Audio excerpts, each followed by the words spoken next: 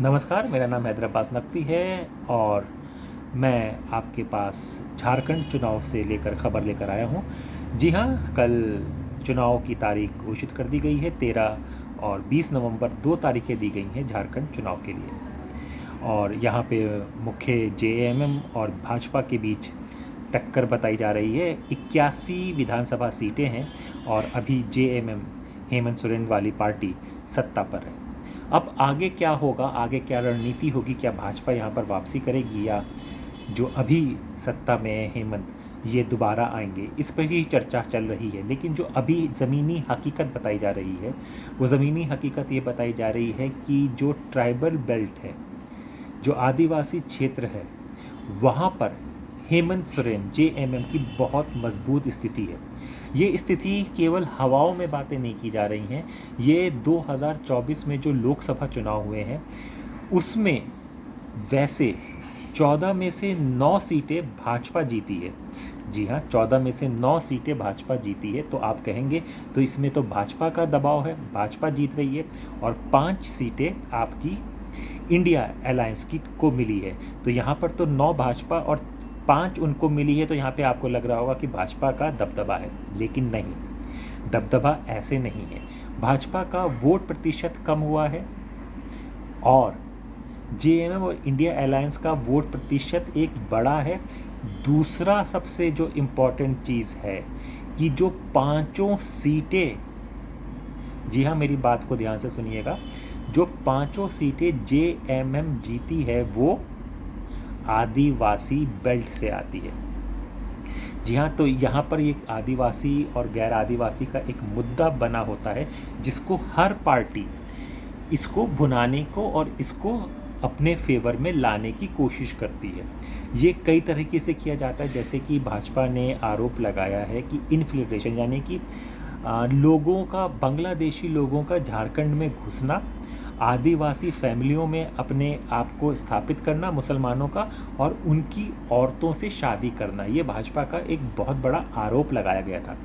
दूसरा, कुछ वहाँ पे राइट्स हुए थे तो उन राइट्स में भी बांग्लादेशी लोगों का वहाँ पर हाथ बताया गया था। भाजपा इस तरह का आरोप पिछले कुछ सालों से लगा रही है।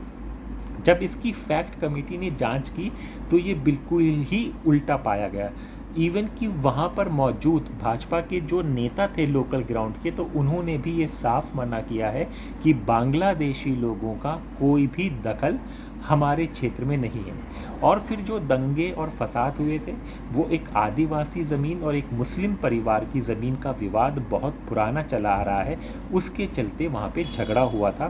कोई इस तरह का राइट्स नहीं हुए थे, ये एक झगड़ा था।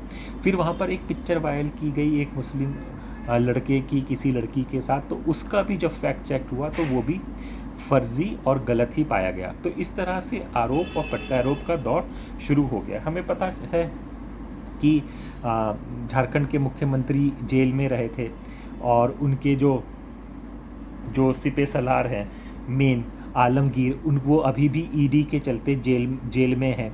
तो ये इन्फोर्समेंट ईडी का उन पर छापा पड़ा हुआ है जिसमें ज़मीन घोटाले को लेके गया है। लेकिन जब वो चले गए थे तो वहाँ पर उनकी वाइफ ने बहुत अच्छा काम करके संभाल लिया था पार्टी का कार्य। लेकिन अभी जो चुनाव आ रहे हैं, चुनाव को 2 तारीखों में किया गया है, 13 और 20 में। आपको जैसे पता ही है कि 81 विधानसभा सीटें हैं और पिछली बार 47 सीटें जेएमएम बनकर उसमें सत्ता में आई थी। अब यहाँ पे जो चल रही है, बात चल रही है कि गठबंधन की। अब भाजपा का गठबंधन जेडीयू के साथ है, चिराग पासवान के साथ है, तो वो सब भी झारखंड में अपनी किस्मत आजमाएंगे। इधर जेएमएम के साथ कांग्रेस है, कांग्रेस के साथ आपका आरजेडी है। तो ये लोग 3 मिलकर यहाँ पर इंडिया अलायंस को मजबूती देंगे। अब लोगों ने पूछा, वहाँ के कांग्रेस के नेताओं से पूछा कि आपकी हरियाणा में इतनी बुरी तरह हार हुई थी, तो क्या आप उम्मीद रखते हैं कि झारखंड में भी आप लोग जीतेंगे या उसी तरह से हारेंगे? तो हर जगह का एक लोकल इशू, लोकल बातें अलग होती हैं। हरियाणा की स्थिति और झारखंड की स्थिति अलग है।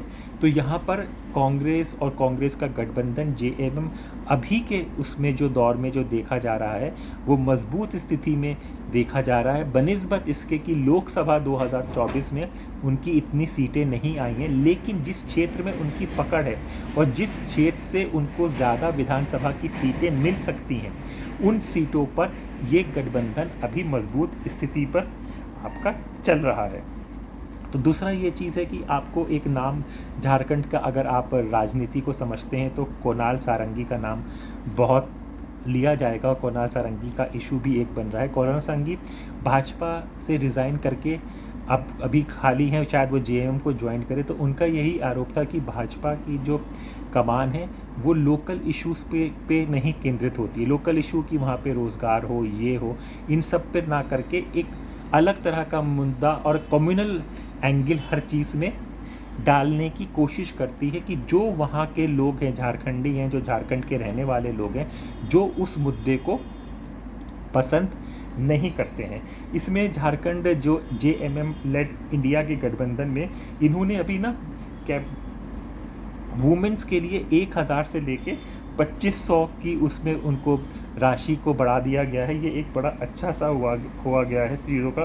दूसरा, हर चीज़ में आगे बढ़ रहा है आइडेंटिफाइड। अगर जेएमएम की अपने आप को पहली और इकलौती ट्राइबल पार्टी कहती है, तो ट्राइबल की जब बात होती है, इसीलिए आपको याद होगा कि ट्राइबल हमने राष्ट्रपति जब किया था तो भाजपा ने बहुत बड़ी अपनी वाहवाही कहा था कि हम एक ट्राइबल राष्ट्रपति को लेकर आ रहे हैं। तो ट्राइबल पार्टी की बात हो तो जेएमएम है, तो इसका फ़ायदा बहुत मजबूती से उनको मिलता हुआ दिखाई दे रहा है।